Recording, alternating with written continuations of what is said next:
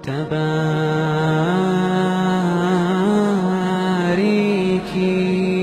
یہ کہتا ہوں کہ آپ کی تنخواہ اگر کم ہے، مثال کے طور پر ایک آدمی 10,000 روپے کماتا ہے، مجھ سے لوگ ایک سوال آ کے پوچھتے ہیں مولوی صاحب اس 10,000 میں ہم کیسے شادی کریں؟ تو میں یہ کہتا ہوں آپ اگر غریب ہیں، خود کو غریب سمجھتے ہیں، تو ایسا تو نہیں ہے کہ پورے پاکستان میں، پورے ملک میں آپ سے زیادہ غریب کوئی نہ ہو. آپ ایسی لڑکی سے شادی کریں جس کے باپ کی آمدن 5,000 ہو اور وہ 5,000 میں اپنی 4 بیٹیوں کو کھلا رہا ہوں،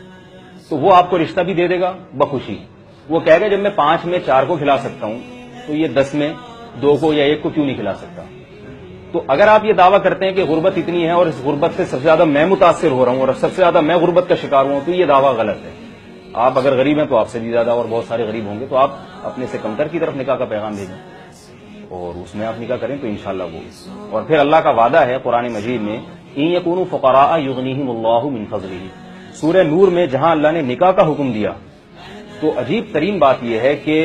اللہ نے جب نکاح کا حکم دیا تو ساتھ ساتھ یہ فرمایا کہ اگر فقیر ہوگے تو اللہ اپنے فضل سے تمہیں غنی کر دے گا. دیکھیے کسی اور اعتراض کا جواب نہیں دیا یہاں پہ اس آیت میں. نکاح کے فوراً بعد، کیونکہ انسان کے ذہن میں سب سے پہلے معاش کا تصور آتا ہے کہ میں کھلاؤں گا کیسے، پھر بچوں کی پیدائش ہوگی، میں کیسے ان کی کفالت کروں گا، مہنگائی ہے، غربت ہے، وغیرہ وغیرہ. تو قرآن چونکہ قیامت تک کے لیے ہے نا، اللہ تعالیٰ تو انسان کی نفسیات سے واقف ہیں، لہذا سورہ نور میں اللہ نے جہاں نکاح کا حکم دیا فوراً اس غربت والے اعتراض کا جواب دیا ہے کہ غربت کو نکاح میں رکاوٹ نہ سمجھنا. اگر تم فقیر ہو، غریب ہو، تو اللہ کی رحمت سے امید رکھو، یغنیہم اللہ من فضلہ، اللہ تمہیں نکاح کے بعد اپنے فضل سے غنی کرے گا، تمہیں بیوی بچوں کا خرچہ تمہاری جیب میں اللہ ضرور پیدا کرے گا. اس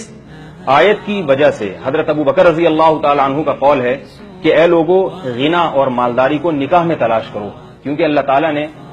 نکاح پر جو ہے مالداری کا وعدہ کیا. اور حضرت عمر رضی اللہ تعالی عنہ فرماتے تھے، عجبت لمن ابتغى الغنى بغیر النکاح واللہ یقول ان یکونوا فقراء یغنیہم اللہ من فضلہ. حضرت عمر فرماتے تھے مجھے اس شخص پر تعجب ہے جو مالداری اور غنا کو شادی کے علاوہ کسی اور راستے میں تلاش کرتا ہے، اور کسی اور راستے میں اللہ نے غنا کا وعدہ نہیں کیا اور نکاح پہ تو اللہ نے وعدہ کیا. تو اگر ہم قرآن حدیث کے لحاظ سے دیکھتے ہیں تو بھی اللہ ہماری حوصلہ افزائی کر رہے ہیں اور وعدے کر رہے ہیں، اور اگر ہم